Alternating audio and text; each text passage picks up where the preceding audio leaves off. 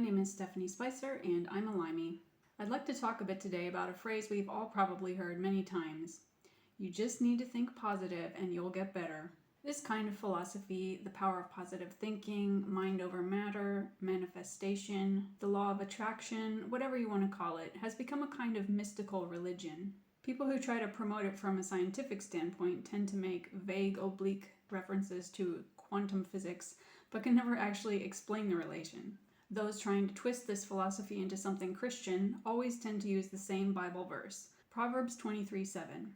As a man thinks within himself, so he is. But if you actually look at the verse in context, you'll find that it has literally nothing whatsoever to do with this concept.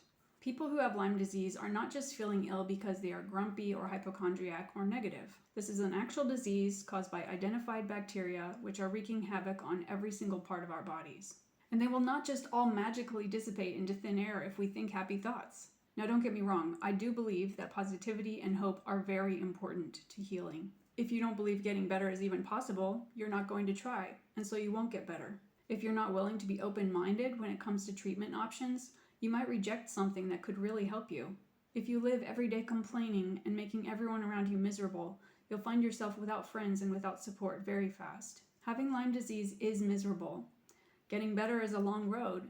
Sometimes we do get discouraged and feel hopeless. These are feelings that we need to acknowledge and process. If we just try to put on a smile and pretend or believe that everything's fine, that's a recipe for insanity. If we refuse to face the facts because they're negative, we won't learn or progress. But it is healthy to cultivate happiness as much as we can. We need to make room for laughter, silly jokes, funny movies, spending time with people we love, good news, hope, encouragement, and positivity wherever possible, because it makes life better and more worth living. Viktor Frankl, in his book Man's Search for Meaning, wrote about how even in the very worst circumstances imaginable in a Nazi concentration camp, some prisoners found a way not merely to survive, but to find new spiritual depth and be of service to their fellow man. This is a hard lot that we've been handed. But in these days when social currency is measured in terms of victimhood, we have the choice to rise above simply complaining and draining the sympathy and pity of those around us, and instead choosing to overcome, conquer, become stronger, and to be a beacon of light to others who may really need hope during this fight. In closing, being only positive all the time is a denial of reality and a childish shirking of responsibility.